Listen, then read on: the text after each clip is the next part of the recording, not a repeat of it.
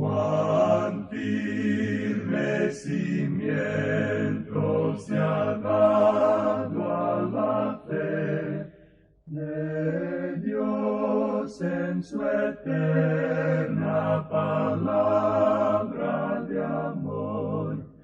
Con el propósito de compartir con usted las inmutables verdades de la palabra de Dios, presentamos A través de la Biblia, un estudio detallado y sistemático de toda la Biblia que le ayudará a conocer lo que Dios ha revelado para nuestro provecho espiritual. Estos estudios bíblicos fueron diseñados y elaborados por el Dr. J. Vernon McGee, versado maestro de la Biblia, quien dedicó la mayor parte de su vida a la enseñanza clara y sencilla de la palabra de Dios. Acompáñenos, pues, mientras avanzamos en nuestro recorrido a través de la Biblia. Cuán firme cimiento la palabra de Dios. Es un gozo estar nuevamente con usted, amigo oyente, para traerle otro estudio de la serie A través de la Biblia. Nuestro estudio nos lleva hoy al pequeño libro de Abdías, que tiene un gran mensaje. Este es un ejemplo de la bomba atómica que está en la Biblia, porque en una cosa tan pequeña se tiene un mensaje tan potente. Abdías es uno de los profetas de los cuales no conocemos absolutamente nada. Lo único que sabemos es que él escribió esta profecía. Hay en realidad 4 profetas que están en el anonimato, de los cuales no sabemos nada. Los otros 3 son Habacuc, Ageo y Malaquías. Abdías es como un escritor fantasma. Él está allí, pero nosotros no le conocemos. Él vivió conforme a su nombre, digamos de paso, porque su nombre significa siervo de Jehová. Y amigo oyente, un siervo no se jacta de su genealogía. Él no se coloca en primer plano. Él tiene que demostrar por lo que hace que puede justificar su lugar de siervo. Lo que encontramos aquí en el libro de Abdías es muy similar a lo que hallamos en el Evangelio de Marcos. El Evangelio según San Marcos presenta a Cristo como el siervo de Jehová. El carácter de nuestro Señor está allí. Y en el Evangelio según San Marcos no existe ninguna genealogía, porque eso no hace falta para un siervo. El Evangelio de Marcos es el Evangelio de acción. La pregunta ¿es Él capaz de hacer lo que dice que puede hacer? Así es que Abdías es sencillamente un profeta que escribió una de las grandes profecías de las Escrituras. Uno de los grandes inconvenientes o dificultades con Abdías siempre ha sido dónde ubicarlo en la historia de la nación de Israel. Y hablando honradamente, hay gran dificultad en este punto en particular. Hay algunos que mencionan una fecha tan temprana como el año 887 antes de Cristo. Eso lo ubicaría él en la época del reinado de la sanguinaria Atalía. Eso se menciona ya en el segundo libro de Reyes, capítulo 8, versículos 16 al 26, y no vamos a leer ese pasaje ahora. Ahora, el doctor Posey ubicó a Abdías durante el reinado de Josafat, y eso lo podemos encontrar en el segundo libro de Crónicas, capítulo 17, versículo 7. El doctor Posey hizo también esta declaración con respecto a Abdías. La voluntad de Dios es que su nombre solo y su breve profecía sean conocidas para el mundo. En realidad su nombre era muy común en aquel día como lo es el nombre de Juan hoy. Y porque se mencione en el segundo libro de Crónicas capítulo 7 versículo 7, no quiere decir que el Abdías mencionado allí es el que tenemos aquí. Ahora, Canon Farra menciona la fecha como el año 587 antes de Cristo. Y el doctor Morehead está de acuerdo con esto y sugiere que Abdías era probablemente contemporáneo con Jeremías. Y todo esto gira alrededor de lo que se dice en el versículo 11. Leamos lo que dice el versículo 11 de este libro de Abdías. El día que estando tú delante, llevaban a extraños cautivos su ejército, y extraños entraban por sus puertas y echaban suertes sobre Jerusalén, tú también eras como uno de ellos. Esto querría decir que eso o es histórico o es profético. Y la interpretación es por supuesto la de aceptar la historia, y eso nos daría esa fecha posterior que mencionamos. Lo más probable es que haya sido escrito después de la cautividad en Babilonia. Fue escrito en esa época en particular durante el tiempo de Jeremías. Así es que esa fecha temprana que hemos dado, según nos concierne a nosotros, no se debe tomar en cuenta. Él va a hablar aquí del pequeño reino de Edom. Ahora, la clave de este libro la encontramos en el versículo 6, donde dice, «Cómo fueron escudriñadas las cosas de Esaú. Sus tesoros escondidos fueron buscados». El bosquejo que tenemos de este libro es el siguiente. En los primeros 16 versículos, y solo hay un capítulo, el tema es Edom y su destrucción. Aquí tenemos la acusación contra Edom, el crimen de Edom y la catástrofe que sobrevino a Edom. Luego, en los versículos 17 al 21, encontramos a Israel, y esa es la restauración. La condición de Israel se ve en el versículo 17, el llamamiento de Israel en el versículo 18, la consumación de todas las cosas la encontramos en los versículos 19 al 21. Con esto tenemos un breve bosquejo de este libro. Este libro comienza con una visión de Abdías. En el versículo 1 leemos, «Visión de Abdías. Jehová el Señor ha dicho así en cuanto a Edom. Hemos oído el pregón de Jehová, y mensajero ha sido enviado a las naciones. Levantaos y levantémonos contra este pueblo en batalla». Esta es la visión de Abdías. Nuevamente alguien quizá diga o pregunte, «Bueno, ¿y quién es Abdías?» Pues no lo sabemos. Y esperamos que usted no divulgue esto, amigo oyente, porque algunas personas piensan que lo sabemos, y la verdad es que no sabemos quién es. Lo interesante de todo esto es que se ha escrito muchos libros en cuanto a Abdías, y nadie parece saber quién es él, o quién fue él. Así es que no nos molesta el unirnos a este grupo tan ilustre de aquellos que no saben quién es Abdías, y tenemos que contestar esa pregunta honradamente. Ahora, como ya hemos indicado, su nombre era un nombre bastante común, o lo era en esa época en Israel. Es algo similar a lo que es Abdulá hoy en los países árabes, y Abdulá también significa siervo de Dios. Así es que Abdulá y Abdías son dos nombres muy comunes entre esa gente de esa zona. Pero de Abdías, personalmente, no sabemos nada. Ahora, ante nosotros tenemos un libro que muchas personas consideran algo que ni siquiera vale la pena tocar, y que si este libro se cayera de la Biblia, que uno no perdería mucho. Pero nosotros, amigo oyente, opinamos honestamente que sí perderíamos mucho.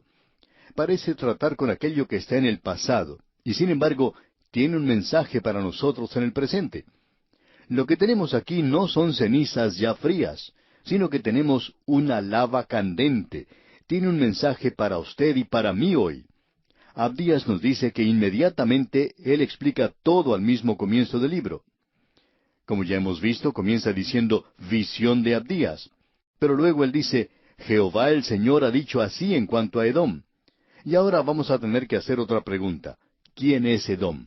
¿De quién estamos hablando? Bueno, encontramos en el versículo 6, el cual leímos hace algunos momentos, y dijimos que era el versículo clave, y encontramos allí lo siguiente. ¿Cómo fueron escudriñadas las cosas de Esaú? Sus tesoros escondidos fueron buscados. Nosotros consideramos esto como la clave del libro. Si vamos a ver algo en cuanto a Edom, entonces vamos a tener que buscar algo en cuanto a Esaú. Ahora, ¿quién era Esaú? Porque dice algo bastante interesante en cuanto a esto en el libro de Génesis, capítulo 36, versículo 1. Allí leemos, «Estas son las generaciones de Esaú, el cual es Edom». Así es que esta nación de Edom viene de Esaú, de la misma manera que la nación de Israel viene de Jacob. Notemos ahora otra declaración en los versículos 8 y 9 de ese capítulo 36 de Génesis. Dice allí, «Y Esaú habitó en el monte de Seir». Esaú es Edom. Estos son los linajes de Esaú, padre de Edom, en el monte de Seir. Pensamos que cuando Moisés escribió eso, él no sabía que el Espíritu de Dios estaba haciendo que él pusiera énfasis en eso con cierto propósito. Porque ahora cuando nosotros llegamos al libro de Abdías, también al libro de Malaquías, queremos saber quién es Edom. Pues bien, Esaú es Edom. La nación de Edom vino de Esaú, y Edom es Esaú. Los edomitas son aquellos descendientes de Esaú. Y ahora tenemos ante nosotros la historia de Esaú y Jacob. Es bastante interesante también. Estos eran hermanos mellizos, los hijos de Isaac y Rebeca. Ellos no eran mellizos idénticos, sino que en realidad eran opuestos. Y podemos notar lo que nos dice Génesis capítulo 25, versículos 22 y 23. Leamos. Y los hijos luchaban dentro de ella, y dijo, Si es así, ¿para qué vivo yo? Y fue a consultar a Jehová, y le respondió Jehová, 2 naciones hay en tu seno, y 2 pueblos serán divididos desde tus entrañas. El un pueblo será más fuerte que el otro pueblo, y el mayor servirá al menor.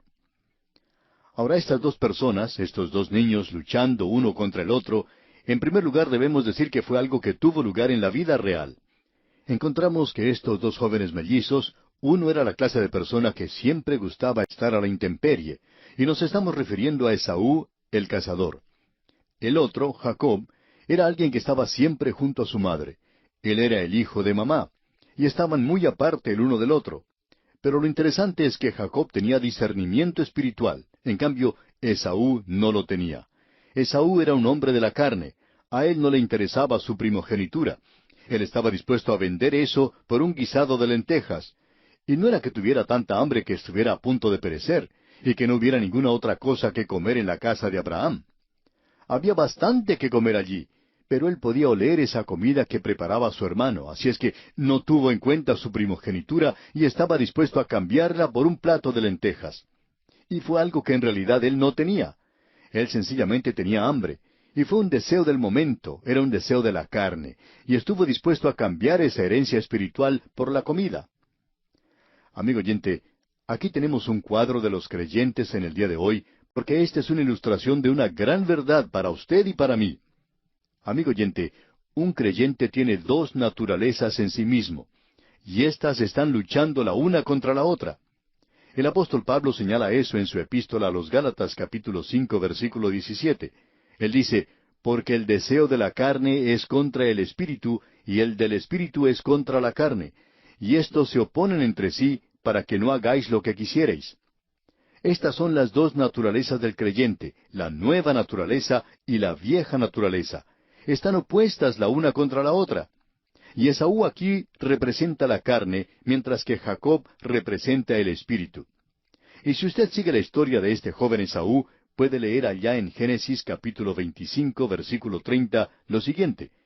Dijo a Jacob, te ruego que me des a comer de ese guiso rojo, pues estoy muy cansado. Por tanto fue llamado su nombre Edom. Ahora Edom significa rojo, o quemado al sol, tostado. Y en los versículos 31 al 34 de este mismo capítulo 25 de Génesis leemos, y Jacob respondió, véndeme en este día tu primogenitura. Entonces dijo Esaú, he aquí yo me voy a morir, ¿para qué pues me servirá la primogenitura? Y dijo Jacob, júramelo en este día. Y él le juró, y vendió a Jacob su primogenitura. Entonces Jacob dio a Esaú pan y del guisado de las lentejas, y él comió y bebió, y se levantó y se fue. Así menospreció Esaú la primogenitura. Como ya hemos dicho, Edom significa rojo, rojo y velloso, es decir, una persona que se ha quemado al sol. Cuando uno pasa mucho tiempo expuesto a los rayos solares, queda tostado por el sol. Es que la piel es capaz de absorber todos los rayos de la luz, con excepción de los rayos que lo hacen rojo. Es muy interesante notar que una persona así en las Escrituras es el hombre que no puede absorber la luz del cielo y lo quema. Amigo oyente, la luz del cielo o le salva a usted o le quemará. Hará una o la otra cosa. Usted o la absorberá o será quemado por ella. Esto siempre es cierto. Ahora esta es la historia de Esaú. Un hombre que era lo opuesto a Jacob, quien llegó a ser Israel, el príncipe de Dios. Esaú representa la carne y él llegó a ser Edom. Israel, por su parte, representa el espíritu. Hemos visto a Esaú en el primer libro del Antiguo Testamento. Pasemos ahora al último libro del Antiguo Testamento y conozcamos este lenguaje un poco extraño allá en Malaquías, capítulo 1, versículo 2, y la primera parte del versículo 3, donde dice, Yo os he amado, dice Jehová, y dijisteis, ¿en qué nos amaste? ¿No era Esaú hermano de Jacob? Y amé a Jacob, y a Esaú aborrecí. Ahora ese es un lenguaje bastante extraño, ¿no le parece? Dios dice en el último libro del Antiguo Testamento, amé a Jacob y a Esaú aborrecí. Esto presenta inmediatamente un problema. En cierta ocasión un estudiante se dirigió al doctor Griffith Thomas y le dijo, Doctor Thomas, yo estoy teniendo problemas con esa declaración en el libro de Malaquías. Yo no puedo comprender por qué Dios dice que Él aborrece a Esaú. Y el doctor Thomas respondió, Joven, yo también estoy teniendo problemas con ese versículo, pero mi problema es un poco diferente al suyo. Yo no puedo comprender por qué Él dijo que amaba a Jacob. Puedo comprender por qué Él aborrecía a Esaú, pero no puedo comprender por qué Él amaba a Jacob. Lo que le da importancia a ese pequeño libro de Abdías, amigo oyente, es que es el primer lugar en la palabra de Dios donde usted tiene una explicación del por qué Dios aborrecía a Esaú. Y nuevamente tenemos que ver lo que nos dice este versículo clave aquí en Abdías, que es el versículo 6. Dice, ¿Cómo fueron escudriñadas las cosas de Esaú? Sus tesoros escondidos fueron buscados. El gran erudito hebreo, Ginsberg, lo traduce de la siguiente manera. ¿Cómo fueron totalmente descubiertas las cosas de Esaú? Es decir, que en este pequeño libro de Abdías se nos presenta esto abierto ante nosotros por primera vez. Edom o Esaú. Es decir, Abdías coloca un microscopio sobre Esaú, y cuando uno mira a través de ese microscopio puede ver a Edom. Abdías no solo enfoca el microscopio sobre él, sino que Abdías es el microscopio de Dios. Y usted puede acercarse y mirar a través de ese microscopio. ¿Quiere hacerlo? ¿Qué es lo que ve? Una de las cosas que se puede ver es que Esaú es aumentado. Y eso se ha convertido en una nación de 250,000 pequeños Esaú. Y eso es Edom. Usted puede llevar una pequeña foto a un fotógrafo y él puede ampliar esa foto. Pues bien, Abdías ha ampliado ese cuadro de Esaú. Usted infla un neumático para encontrar una pequeña pinchadura en él. No la podría encontrar si no inflara ese neumático. Bueno, es así como Abdías presenta a Esaú inflado para que usted pueda apreciar dónde se encuentra la falla en su vida. Usted no la va a encontrar en el libro de Génesis. Usted puede ver por qué Dios dijo que aborrecía a Esaú. Amigo oyente, lo que al comienzo era nada más que una pequeña herida debajo de la piel, es ahora un cáncer violento. Lo que antes era pequeño en Esaú, ahora ha sido ampliado 100,000 veces en la nación. Es interesante notar que Dios no dijo al comienzo que Él aborrecía a Esaú. Él tuvo que esperar hasta que se convirtió en una nación y entonces pudo revelar esto que causó en él que aborreciera a Esaú.